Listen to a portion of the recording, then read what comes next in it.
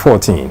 And in the Gambia, President Yahya Jammeh issues executive order against pre- and post-election related arrest or prosecution. Now the news in detail. Another batch of ministerial nominees have been announced, but with some new portfolios, including reorganization and special projects, monitoring and evaluation, water resources and sanitation, and railway development. The President Nana Akufo-Addo on Wednesday announced another list of ministerial nominees for consideration by the Appointments Committee of Parliament. Here is a list of some of the ministries.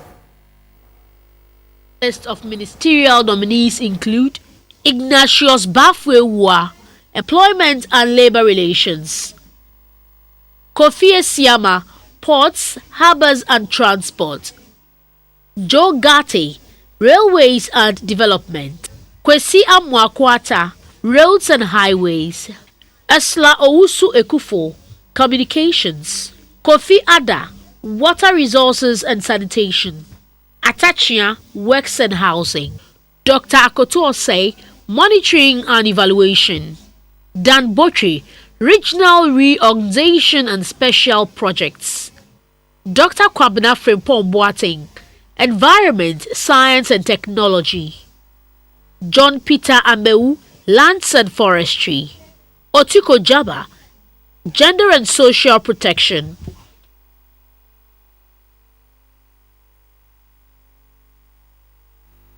In Parliament on Wednesday, the Minority Leader Haruna Idrisu expressed concern about the news of wanton seizure of state property and institutions by supporters of the New Patriotic Party (NPP) and called for an immediate stop and for sanity to prevail.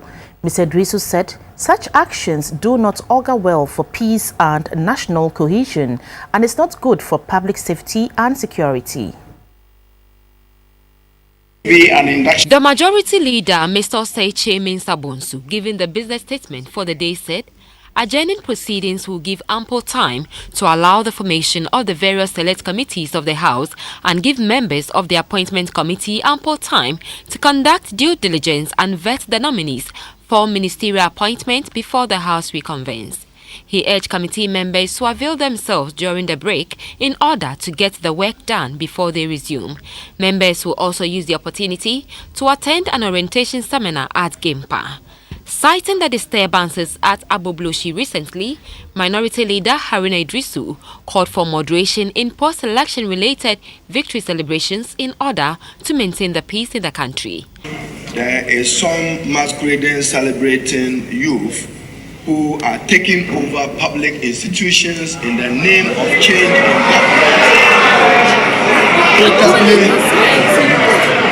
Notably, Mr. Speaker, Boyede in the Western Region, National Health Insurance Offices, it borders on crime.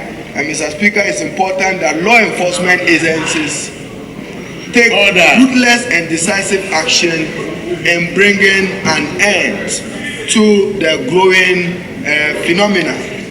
On his part, the Majority Leader, Osei Mensah-Bonsu, said the police should act in a timely and decisive manner to nip this development in the bud. I agree with the sentiments expressed by the Minority Leader. Nobody can justify what is going on today. But we should be even-handed and we should be balanced in our condemnation. That's all that I seek to portray. I'm happy the Minority Leader is indicating that the police must act decisively, but there are still lingering issues that they must deal with. So as a nation, we shall bring these things to a closure. The police cannot be entreated to act only when some people deem it appropriate. At all times, when such events occur, the police must act timeously and decisively. That is what is going to save this nation. We are not doing the image of this country any good by these events. The Speaker of Parliament, Professor Michael Quay, also read out a communique from the President Nana Akufo-Addo, bearing the names of the second batch of ministers designate for approval by Parliament. The House resumed sitting on Tuesday, January 24th, 2016. Fanny Nana Samoa, GBC24, Accra. Still in Parliament, there are times when it becomes necessary for Parliament to invite some government ministers to the House to answer questions on pertinent national issues. It is, however, becoming a norm for most ministers to fail to honor such invitations with excuses. Our news team spoke with the first Deputy Majority Whip, Mr. Matthew Nyindam, on how governments could ensure that ministers appear before the House when summoned. Order. When I was in the minority, sometimes I get worried if my question is not answered. We must be learning. Ghana, we are moving forward. We know ministers will have a lot of work to do. Are you getting me? But we're going to program our questions in such a way that a minister should not be given the opportunity to dodge. We wouldn't allow that. As a whip, I am going to do it. The chief whip is going to assist us. Even the majority leader is going to be with us. We're not going to allow ministers to give some kind of excuses. You don't want to come because it's business. And constituents must be given hope. MPs must be given hope. They must know that this is the question I have filed. I want water for my people. Minister for Works and Housing. What is the hope? In the next 10, 20 minutes, the person should know what to go and tell his constituents. But if you file a question and then the minister decides not to come and answer your questions, it becomes useless. Are you getting me? But they don't have a choice. If you have been programmed by the Speaker and the House to come, you definitely have to come. And we will not allow ministers to do anything. They know Nanado is poised to work. MPP is poised to make a mark. So definitely we will not allow it. Parliamentary proceedings continued on Wednesday with the setting up of committees to see to the vetting of presidential nominees as well as other business of the House. GBC24 spoke to some of the new entrants on their views on proceedings in the House. We'll be catching up small, looking at the promises we made at the various constituencies, or in my constituency, what I have promised the people I'll be doing, putting table it on the floor of Parliament to see how things will be done to improve the livelihood in the communities. It was great to be in the House. Nevertheless, I could appreciate a lot of challenges ahead of us. We live to enjoy it. I also saw a lot of my friends, both from both sides of the House, who were friends in industry or in school. So I really enjoyed the experience. The business of the day wasn't quite as hectic as expected. Well, these are preliminary periods. So one would expect that we will go through the learning process gradually. The spirit is there for us to learn, and we quite very much appreciate the contribution of our seniors who guided us through the initial proceedings. We're here to learn the procedures, how things are going to go, and we're ready to do a teamwork. So Mrekuduka, you hear of him. He's not going to relax. He's promised his constituents to represent them better because they need quality representation, and it's the quality representation that I've told them that they're going to get. Oh, it was good. It was amazing. You know, we saw our seniors, that we call them level 300 and 400 and 500. It was amazing. They gave us a good school. They were so nice to us. They really answered whatever we wanted to know. We had started committees. I was put on a committee. We went to sit to put up other committees. It was exciting. Sitting and watch debates of the House, the way they go about speaking, the orderliness with which they do things. I must say it was a very good one. I'm bringing on board a lot of experience as a DC, as someone who has worked as a finance director, and so I see a lot of discussions that I can seriously make a lot of inputs, and so I'm coming here with the hope to represent the people of Esojamang to the best of my ability. My background is into development work. I'm a lawyer but also a development planner, and I've worked in that area for long. I've been involved in working with international communities and international agencies, and I feel that I have experience in that area. And where I lack in experience, Ghana, we have a lot of expertise in the area of decentralization. So I'll be calling on a lot of people to come, we'll put our heads together, review where we are, and then situate it within the context of MPP aspiration as captured in our manifesto. And then where are we, and how do we incorporate our expectation and then run with it. We're here as representatives for our various constituencies, and so it's not just about sitting in Parliament and passing bills and other things, but it's also about seeing how we can network to also make sure that we can get the necessary support for our various constituencies. It's so nice and interesting and very welcoming to have your old friends and new friends interacting and making new friends. And yesterday was just the opening and the introduction of how to form committees for the Parliament and the ratios that will have been assigned. I've made a lot of assurances during my campaigns, not assurances that one has to fail. It is something one has to succeed. In some other news, between the 24th and 26th of December 2016, the Ghana National Fire Service recorded 48 fires in Accra alone. Many say the frequency of fire disasters in the country is alarming. On the 23rd of December 2016, a gas explosion occurred at the Louis gas filling station near the International Trade Fair Center at La.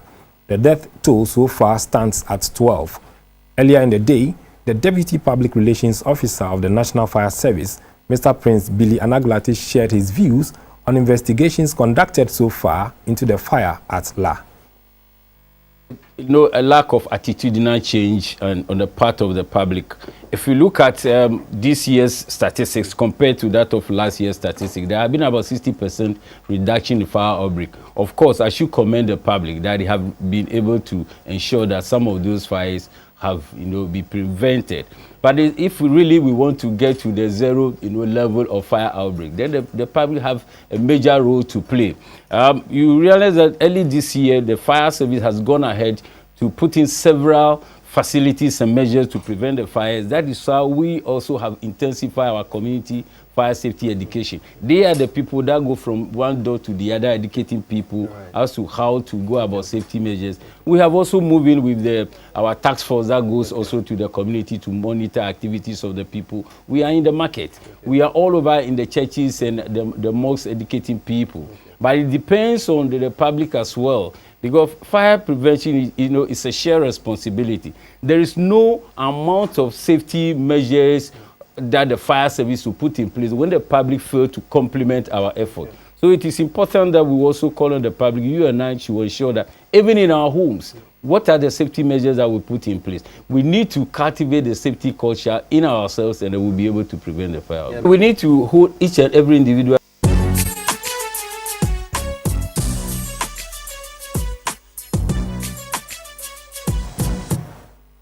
Hello, good evening and welcome. Let's talk business now. I am Dorothy Ajimine. Inflation ended the year 2016 at 15.4%. This represents a 1% drop from the 15.5% figure recorded a month earlier in November of 2016. The 15.4% rate is the lowest since June 2014.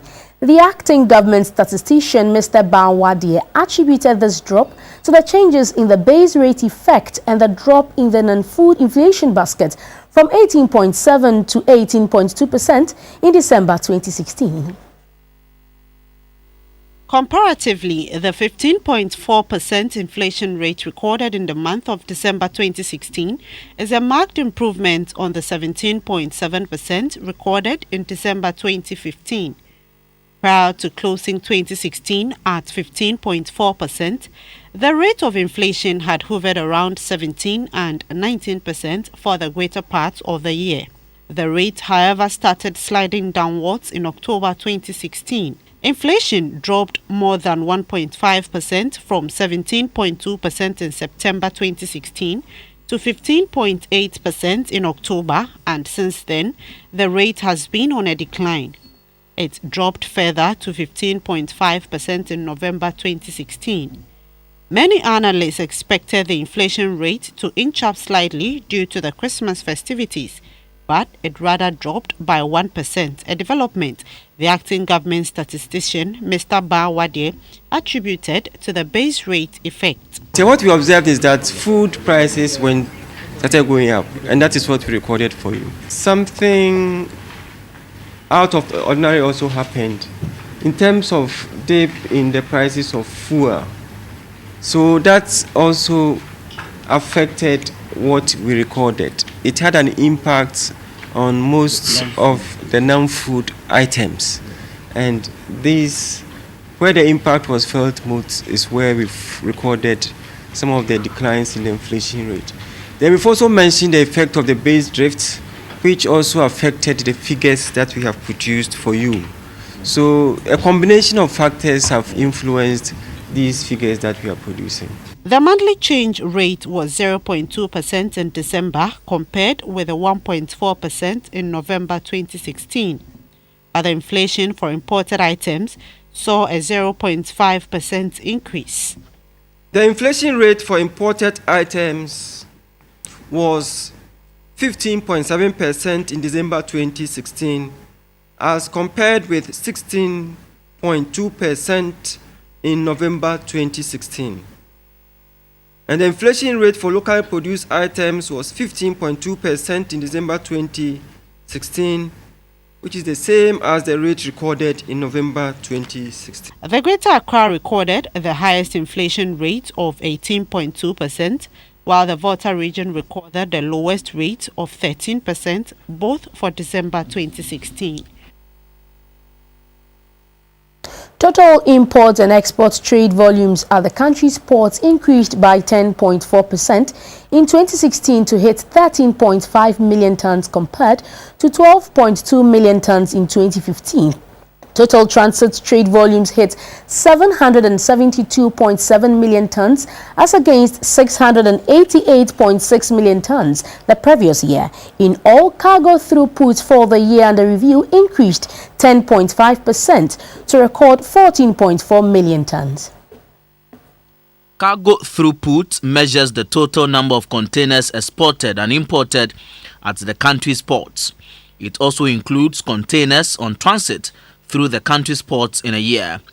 The Ghana Shippers Authority says the year 2016 was better compared to the previous year. The year under review saw the introduction of the single window system, a one-stop shop for all trade information exchange and clearance processes. In the same year, the verified gross mass regulation was introduced. The policy, which is an international maritime organization regulation, made it mandatory for every container meant for export to be weighed.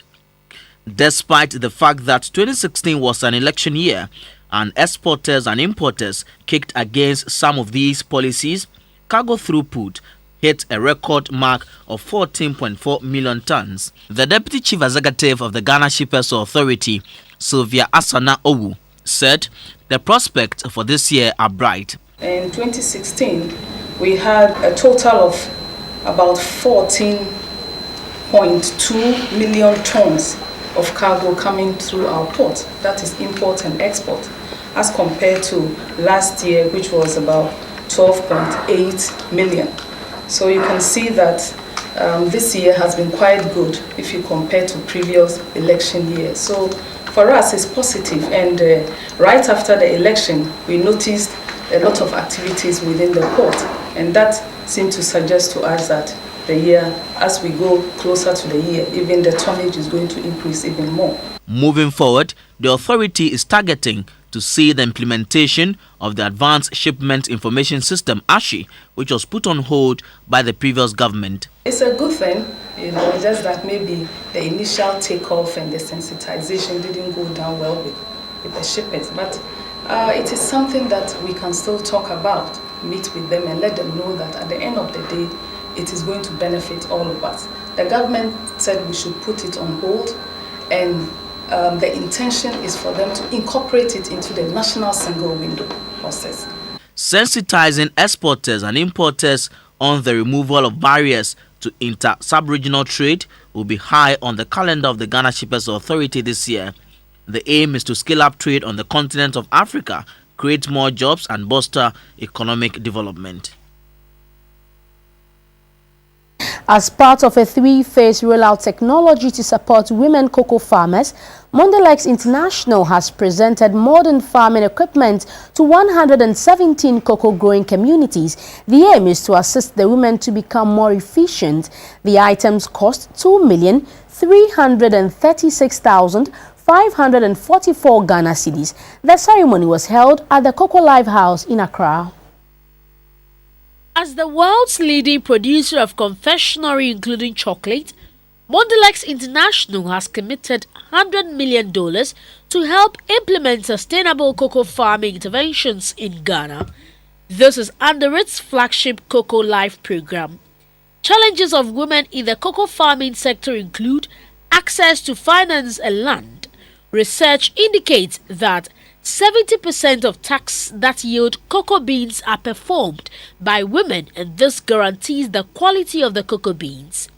For this reason, Mondelex International says it is imperative that conscious interventions are implemented to empower women cocoa farmers. Under the Cocoa Live Ghana program, 6 districts, Amansia West, Esunafo North, Afuano North, Bia West, Secretary East, and Jaboso, making a total of 177 communities out of 446.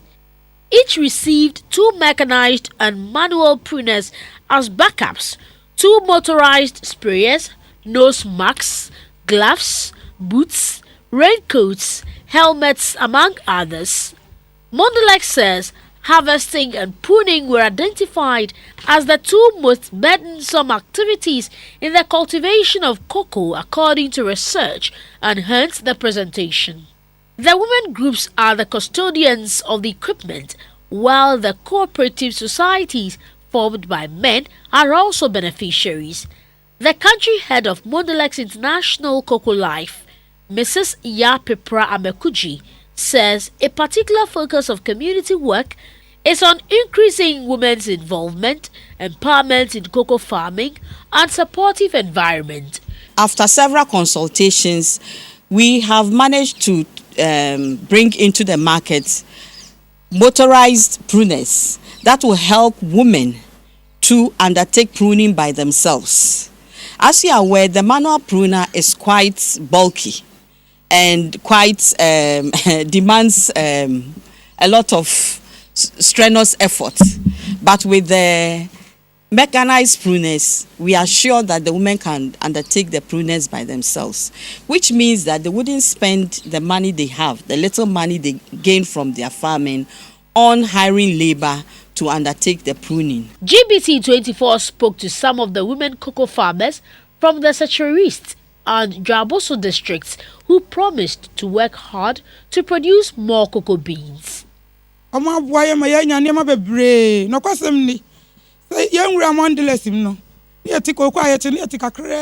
are grateful to Mondelex International for the equipment and training. We now harvest more cocoa beans as compared to previous years.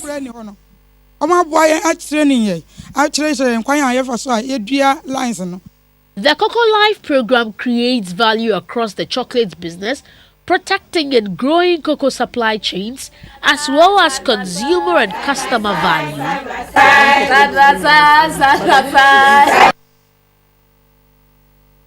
The Institute of Financial and Economic Journalists, IFEJ, will organize its 2016 Flamingo Award ceremony on Friday, January 27 at the Du Bois Center in Accra.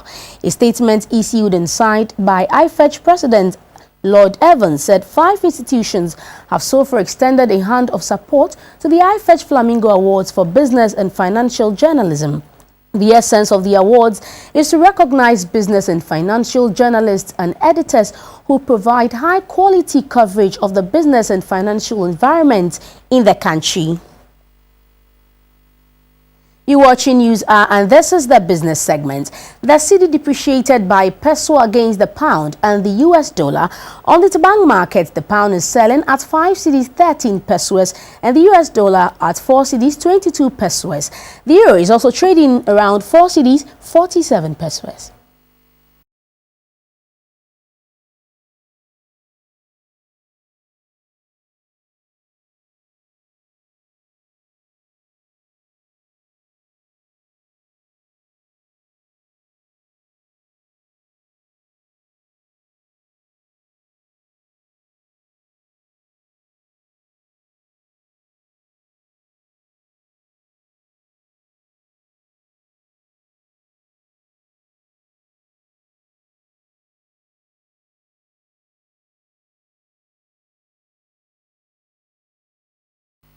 On the commodities market, light crude is trading at $51.19 per barrel and cocoa at $2,179 per ton. Gold is going for $1,187.50 an ounce.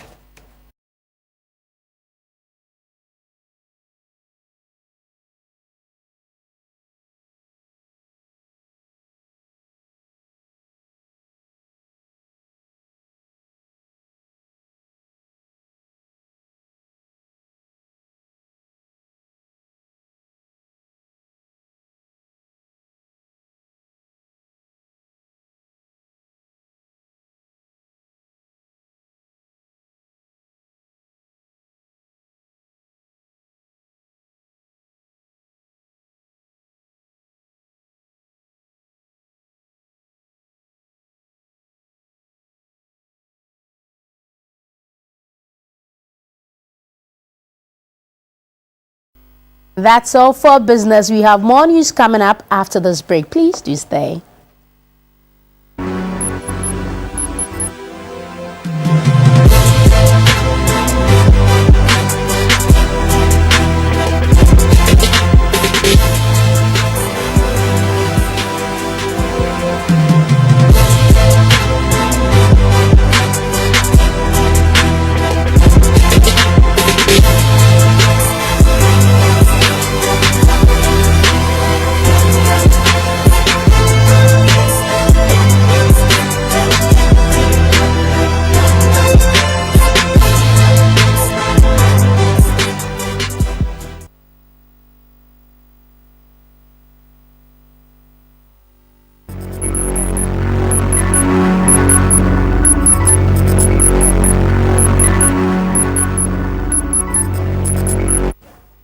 Welcome back. Now let's do some more local stories. Another batch of ministerial nominees has been announced, but with some new portfolios, including reorganization and special projects, monitoring and evaluation, water resources and sanitation, and railway development. This brings the total number of ministerial nominees to 25. Edwin Nyako reports that by the end of 2018, Ghana will have 14 regions instead of 10. The latest minister designates are 12 in number. Out of this number, 8 were selected from Parliament, with the rest from outside the legislature. This means that out of the list of 25 ministers announced by the President Nana Akufo-Addo so far, 14 are from Parliament. This is in line with the Constitution requirement that about 50% of ministers should come from the legislature. The latest ministers designate are 12 in number. Out of this number, 8 were selected from Parliament, with the rest from outside the legislature. This means that out of the list of 25 ministers announced by the President Nana Akufo-Addo so far, 14 are from Parliament. This is in line with the Constitution requirement that about 50% of ministers should come from the legislature. The new list of ministers came with new portfolios. Dr. Anthony Akoto said the MP for Otafo is heading for newly created Ministry of Monitoring and Evaluation. Another parliamentarian, the MP for Etiwa West, Mr. Kwesiamu Akwata, is for roads and highways, while another legislature, the MP for Sikado, Joe Gatti, will head to the newly created Ministry of Railways and Development. The MP for Buakwa South constituency, Samuel Atachia, is for the Ministry of Works and Housing, and the MP for Navrogo Central, Kufiada, for the Ministry of Water Resources and Sanitation. Ignatius Bafo-Ward, the MP for Sunyani West, will be in charge of employment and labor relations, and Mr. Dankwa Kubochi, the MP for Kre, is heading to the Ministry of Regional Reorganization and Special Projects. The President said this ministry will see to the creation of 4 more regions, which will be carved out of the Northern, Bonahafo, Volta, and Western regions. We've given ourselves a timetable of the middle of next year, 2018, June, July 2018, to go through the processes and involve ourselves in the political mobilization that will make it possible. And I believe if anybody within the MPP has the gift and the capacity to undertake this very, very serious task, is Dan Butchie. So he's the one I'm recommending to Parliament to do that. Thank you. Thank you. Thank you. The issue of gender is a priority for the MPP government, and the MP for Ablekuma West, Mrs. Eslowusu Ekufu, has been nominated for the Ministry of Communications. Another woman to receive mention on the list of ministerial nominees is Otiku Afisa Jaba, the women's organizer for the MPP. She will be heading to the Ministry of Gender and Social Protection. And to give the cabinet of Nana Akufo-Addo regional balance, the co-founder of the African Center for Energy Policy, ACEP, and also the regional chairman of the MPP, John Peter Amewu, has been nominated for the Ministry of Lands and Natural Resources. Kofi Eziama is going to be responsible for the Ministry of Ports, Harbours and Transport. The ambitious plan of the MPP to help change the structure of the Ghanaian economy can hardly be achieved without the aid of technology.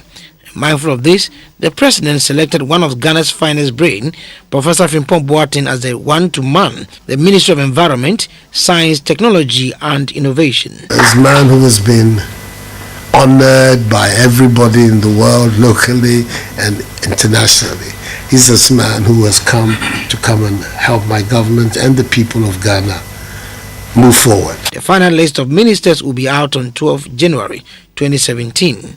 Edward Nyakun reporting for GBC24. Meanwhile, the Minister Designates for Works and Housing, Mr. Samuel Atachian, says if approved by Parliament, he will find an innovative means to ensure that acquisition of homes become affordable. His other colleague nominee also shared their view on GBC24. Manifesto is not a budget, and one of those things was the railway. The railway was stated in manifesto that will get the money from here. Another example is the $1 million. It just showed where the money is coming from. So I'm confident that with the money available, we can do it. I'm confident. What is of a major concern to me now has to do basically with the long durations in the registrations of land titles in Ghana. Sometimes it takes as long as 2 years, 1 year, 6 months, 8 months maximum to get a title to your land. And as an investor with a motive to enter a country and do business, it's not a good drive at all. It is care of investors. We talk about agricultural subsidies. We talk about even national health insurance. Can we have an arrangement of housing fund in which on the back of such an arrangement, an investor will say that the government will make it easy for people to have mortgage arrangements to acquire houses or lease houses, as the case might be. If you don't have this kind of arrangement, you don't have serious investors coming to Ghana to have elephant projects in which people cannot afford, and therefore people will have houses but they'll be living outside. This is the situation. Embark upon massive development of roads, hoping that the money will be available to do that. And I can assure you, there will be fairness, there will be equity, and every region, deserves to have its fair share of good. You're still watching News Hour live on GTV and GBC24. Let's do some health news now. Researchers suggest that the African star apple fruit, also known locally as alasa, is an edible fruit of uncommon nutritional value. The health desk take a look at some benefits of the fruit. Some centuries ago, African locals picked the wonder fruit alasa on the way to the farm, ate it as a snack, and played with the seeds. Today, it is common in the market at specific times of the year. A taste of one fruit induces an appetite for more. According to findings, the fruit contains more vitamin C than guava or orange. It is also an excellent source of calcium, potassium, phosphorus, magnesium, tannins, flavonoids, terpenoids, and phytochemicals. Alasa has properties that lower blood sugar, reduce cholesterol, and treat heart diseases. Within the pulp, there are at least 5 seeds which are discarded. However, researchers say in some parts of the country, the seedlings are used to treat vaginal and skin infections. Locals use the bark of the trees to treat yellow fever and malaria, while the leaf treats wounds, stomach aches and diarrhea.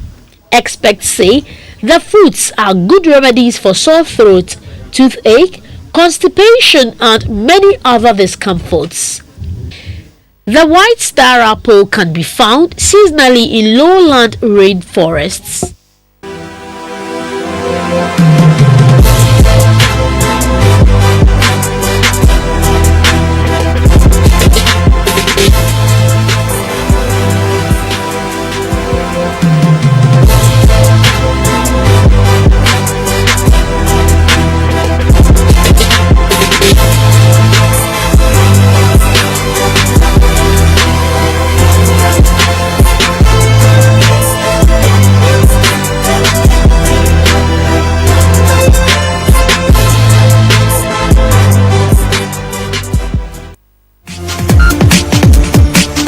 Hello, good evening. An update from the world of sports. I'm Theophilus Sampa. Remember that AFCON is live on GTV and GTV Sports Plus. Some few days away on the 14th, you have to make your way to the forecourt of GBC because we'll be giving you good coverage and also on a giant screen with loads of entertainment. And so for you to dodge the traffic, you can just join us in front of the GBC lawn. Now let's talk what is trending on the international scene as well as on the local front, where Liberty professionals have appointed Salas Tete as their substantive coach.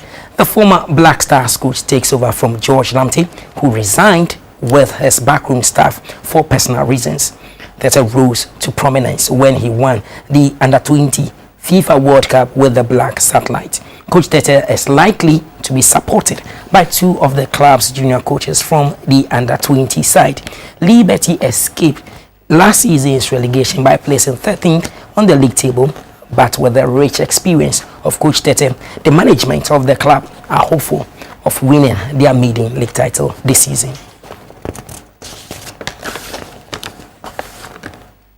Elsewhere, FIFA President Gianni Infantino has explained why FIFA is increasing the number of participating teams in the World Cup to 48 from 2026. So last night in the NBA, there were wins for the Pelicans, the Thunder, and the Timberwolves. Let's bring you some highlights. Let's quickly move to England for now. Update in the FA Cup, where Manchester United secured a victory over Hull City. They won by 2-0. That's all for sports. Entertainment is next.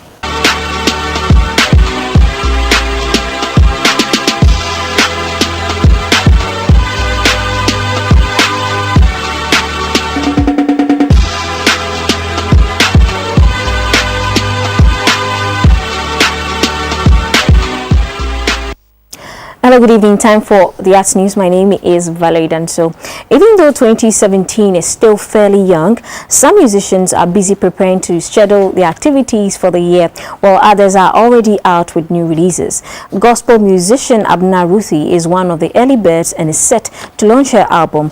Abna Ruthie says her songs are intended to inspire. I think it dovetails into my new album. I like to praise God all the time with my life, with my voice, with everything I'm doing, because hey, you don't have any business, landing yourself in anything that will make you look down on yourself. Always look up to God and praise Him, and everything will fall in line for you. I always say that God has graced me with the ability to multitask, and so that's how I'm able to do it. Sometimes I finish a project and I'm like, how did I get through it? It just takes the grace of God for you to be able to do what He has gifted you to do. So that's how I do it. I'm able to combine my work at the office and then my music, go to the studio, rehearse, family. And I'm also a pastor's wife. That's all in this segment. Have a good evening.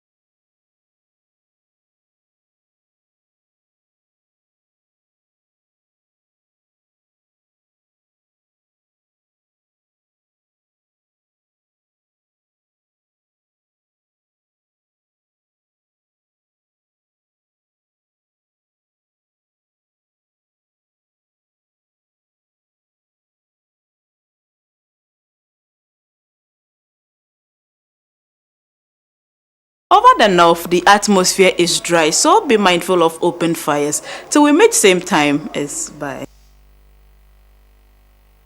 And before we end the news, a look once again at the main points. The President, Nana Akufo-Addo, on Wednesday announced another list of ministerial nominees for consideration by the Appointment Committee of Parliament. The names include Dr. Kutilsei for the Ministry of Monitoring and Evaluation, Mr. Dan Kwekubotwe for Regional Reorganization and Special Projects, Dr. Kwabena Frimpong Boateng, Environment, Science and Technology, and Mr. John Peter Amewu for the Ministry of Lands and Forestry. But inflation ended the year 2016 at 15.4%. The 15.4% rate is the lowest since June 2014. And that's all we have by way of news for now. Thank you so much for watching. Join us at 10:30 for the late edition of the news. Good evening.